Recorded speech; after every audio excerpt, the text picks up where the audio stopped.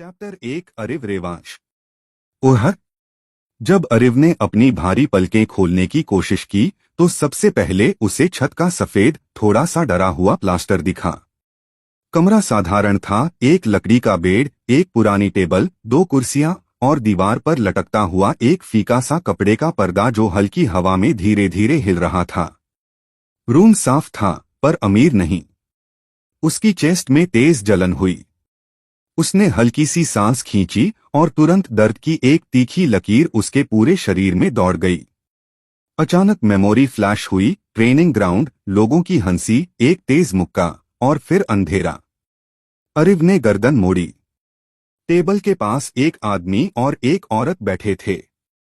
माँ, बाबा, उसकी आवाज हल्की थी पर रूम में गूंज गई। औरत ने तुरंत सिर उठाया। उसकी आंखों में थकान थी पर प्यार ज्यादा था। अरिव, तुम उठ गए। उसने जल्दी से कुर्सी छोड़ दी और उसके पास आकर बैठ गई। ये थी सानवी रेवांश, साधारण कपड़े, शांत चेहरा, पर आंखों में हमेशा एक छुपी चिंता।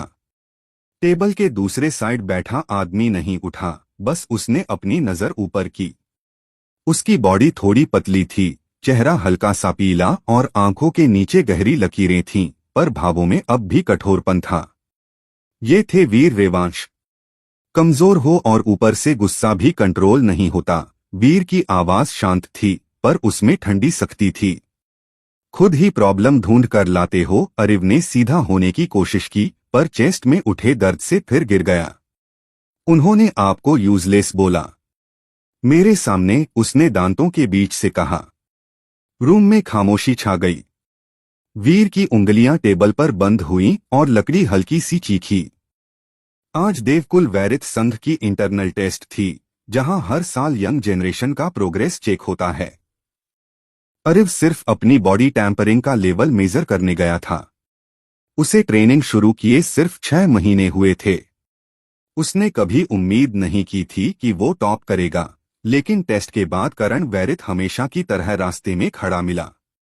पहले हल्का सा ताना, फिर सीधा वार, बाप जैसा बेटा, दोनों बेकार। उस पल अरिव के अंदर कुछ टूट गया। वह जानता था कि करण 4th लेवल बॉडी टेम्परिंग पर है और वह खुद 2nd लेवल पर। फर्क साफ था, फिर भी उसने पंच मार दिया। अगले ही सेकंड एक भारी मुक्का उसकी चेस्ट पर पड़ा और सब अंधेरा हो गया।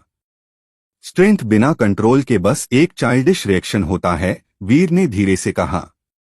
अरिव ने नजरें झुका लीं।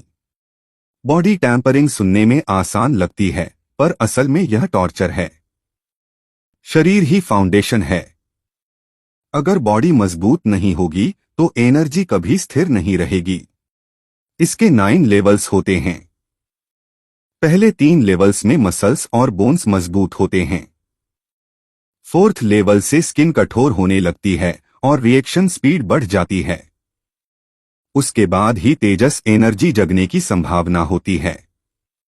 पर ट्रेनिंग के लिए सिर्फ मेहनत नहीं, रिसोर्सेस भी चाहिए। हर इंटेंस सेशन के बाद हर्ब्स, टॉनिक्स और एलिक्सिर से रिकवरी जरूरी होती है, जो महंगे होते हैं। करण के फादर संघ का फाइनेंस संभालते हैं, इसलिए उसे बेस्ट टॉनिक्स मिलते हैं। अरिव के पास सिर्फ विल पावर थी। वीर अचानक खड़े हुए, उनकी चाल हल्की सी लड़खड़ाई। सानवी, रेड स्पिरिट रूट जो बचा है अरिव को दे दो। सानवी ने तुरंत विरोध किया, पर वो आपकी मेडिसिन के लिए है। वीर मुस्कुरा दिए। मैं ठीक हूं। इतने साल हो गए, एक जड़ से क्या बदलेगा? अरिव का गला सूख गया। बाबा ठीक नहीं हैं। और बाबा यूजलेस नहीं हैं। उसकी आवाज भर्रा गई। कभी वीर वैरित संघ के सबसे टैलेंटेड यंग वॉरियर थे। 10 वर्षीय महासभा में उन्होंने पूरे ब्रांच की उम्मीद उठाई थी, लेकिन फर्स्ट राउंड में ही उनका सामना आदित्य देवराज से हुआ, सूर्यवंश एम्पायर का एक लीजेंड। सिर्फ एक मूव में सब खत्म हो गया। फाइनल स्ट्राइक में आदित्य ने फॉरबिडन तेजस टेक्निक का उपयोग किया, जिससे वीर के इंटरनल एनर्जी चैनल्स जल गए। उनका स्काई तेजस लेवल टूटकर अर्थ तेजस पर आ गिरा और तब से उनकी ग्रोथ रुक गई। सम्मान धीरे धीरे सिंपैथी में बदला, सिंपैथी डिसअपॉइंटमेंट में और फिर साइलेंस में। स्ट्रॉन्ग बनना है तो ट्रेनिंग करो, लोग खुद चुप हो जाएंगे, वीर ने बिना पीछे देखे कहा और रूम से बाहर चले गए। सानवी की आंखें लाल थीं, पर वह रोई नहीं। अरिव ने अपने छोटे हाथ बांध लिए। माँ, महासभा में टॉप 3 को 3rd रैंक एलिक्सिर मिलता है ना? क्रिम्सन ब्लड फ्रूट, सानवी ने सिर हिलाया। वो इंटरनल इंजरीज हील करता है, राइट? उसने फिर हाँ कहा। अरिव की आंखों में डिटर्मिनेशन चमका। मैं लाऊंगा। उसने सीलिंग की ओर देखा और दांत भींच लिए। आदित्य देवराज, 10 साल की एज में ट्रेनिंग स्टार्ट, 12 में 9 लेवल्स क्रॉस, 14 में अर्थ तेजस, 17 में स्काई तेजस, 25 में तेजस कोर फॉर्म। एक प्रोडिजी, एक लीजेंड, वही इंसान जिसने उसके बाबा को तोड़ दिया था। अरिव ने आंखें बंद की। उसके दिल में सिर्फ एक थॉट था, मैं उनसे स्ट्रॉन्ग बनूंगा। ना सिंपैथी के लिए, ना रिवेंज के लिए, बल्कि इसलिए क्योंकि वीर रेवांश कभी वीक नहीं थे। और एक दिन सूर्यवंश एम्पायर को याद दिलाया जाएगा कि रेवांश नाम सिर्फ एक ब्रांच नहीं, एक आग है, और वो आग अभी जलनी शुरू हुई है। चैप्टर 2, भेदन मुक्का। सुबह के बहुत जल्दी के पल थे। सूरज अभी पूरी तरह निकला नहीं था। एक अकेला पहाड़ी शिखर सफेद घने कोहरे में लिपटा खड़ा था। इतना घना फॉग था कि सामने खड़ा पेड़ भी आधा ही दिख रहा था। हफ हफ। घने जंगल के बीच एक खुली जगह पर एक पतला सा शरीर लटका हुआ था, अरिव रेवांश। वह दोनों हाथों से एक मोटी शाख को पकड़कर लटका हुआ था। उसकी बॉडी ऊपर नीचे हिल रही थी, पर रैंडम नहीं। हर मूवमेंट कैलकुलेटेड था। कभी घुटने मोड़कर चेस्ट कतलाता, कभी पैर सीधे करके पूरी बॉडी को हॉरिजॉन्टल करता, कभी ट्विस्ट करता। उसकी कलाइयों और पैरों में काले आयरन वेट्स बंधे हुए थे। पसीना बहकर उन पर टपक रहा था। ठंड के बावजूद उसकी शर्ट पूरी तरह भीग चुकी थी। अरिव के पास वेल्थ नहीं थी, न एक्सपेंसिव टॉनिक्स, न स्पेशल ट्रेनिंग ग्राउंड, पर उसके पास दो चीजें थीं, विल पावर और जिद। उसके बाबा ने बचपन से एक बात सिखाई थी, रिसोर्सेस इंपॉर्टेंट होते हैं, पर उनसे भी ज्यादा इंपॉर्टेंट होता है कंसिस्टेंसी। पसीना आंखों में घुसा तो जलन हुई, पर अरिव ने दांत भींच लिए। शरीर अब लिमिट पर पहुंच रहा था। मसल्स कांप रहे थे, सांस भारी हो रही थी, दिमाग हल्का सा चक्कर खा रहा था। इस स्टेज पर नॉर्मल इंसान रुक जाता, पर वीर रेवांश की एक लाइन उसके दिमाग में गूंज रही थी, ब्रेकथ्रू हमेशा लिमिट के बाद मिलता है। छोड़ना मत, अरिव ने खुद से कहा। 10 वर्षीय महासभा में टॉप रिजल्ट लाना है, सिर्फ अपने लिए नहीं, बाबा के लिए।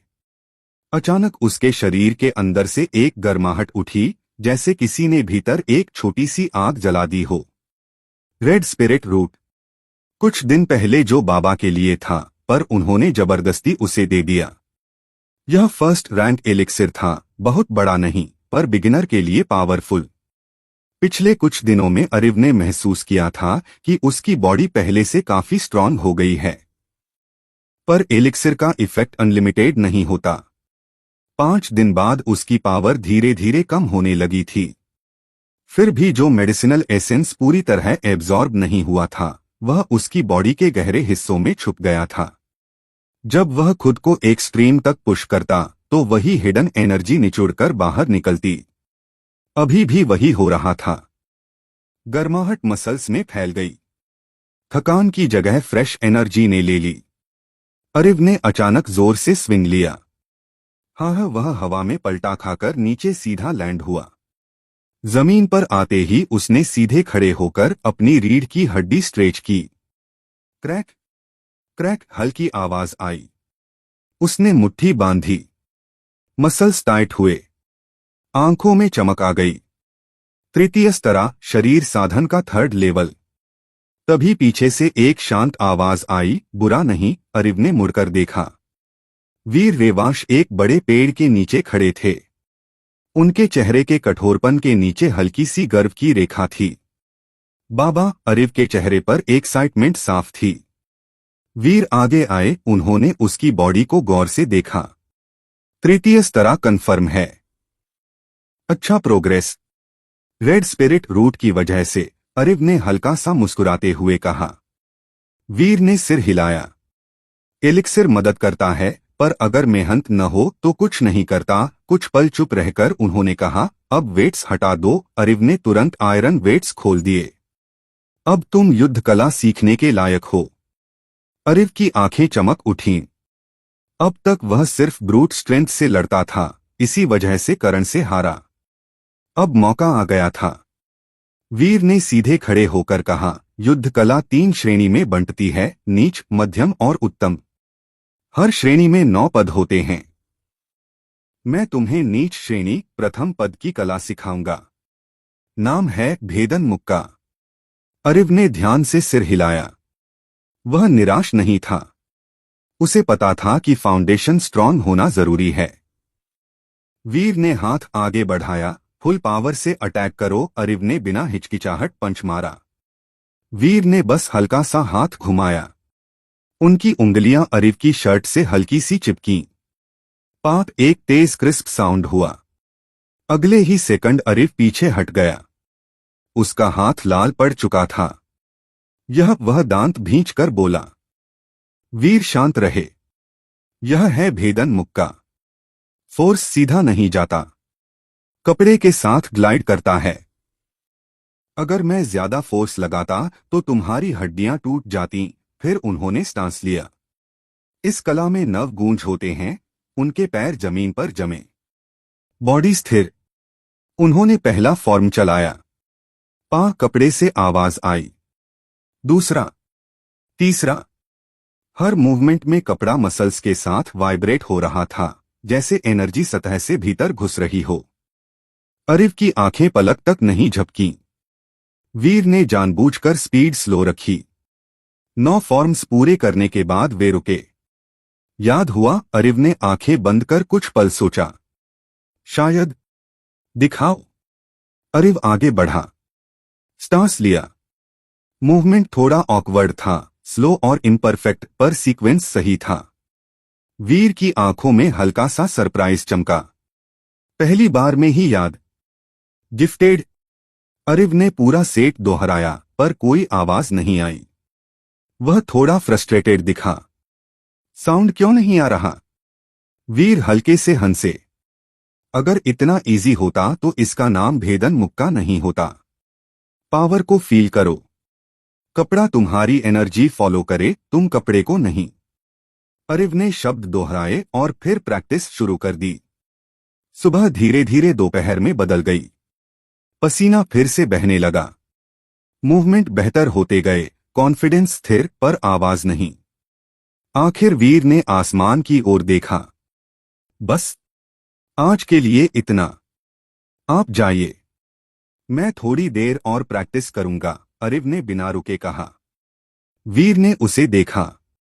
यह बच्चा जल्दी बड़ा हो गया है। वह धीरे से मुड़ गए। चलते हुए सोचा, इसकी परसेप्शन और विल पावर शायद मुझसे भी ज्यादा है। तभी पीछे से एक आवाज आई, पा, साफ, तेज, क्रिस्प। वीर रुक गए। उनकी आंखों में चमक आ गई। उन्होंने हल्की मुस्कान के साथ आसमान की ओर देखा। शायद यह उसके लिए मुश्किल नहीं, बल्कि आसान होगा। और जंगल के बीच एक पतला सा लड़का पहली नव गूंज को जन्म दे चुका था। रहस्य अभी बाकी है। मिलते हैं अगले अध्याय में। ये थी मिस्टिक कथा। Subscribe for more.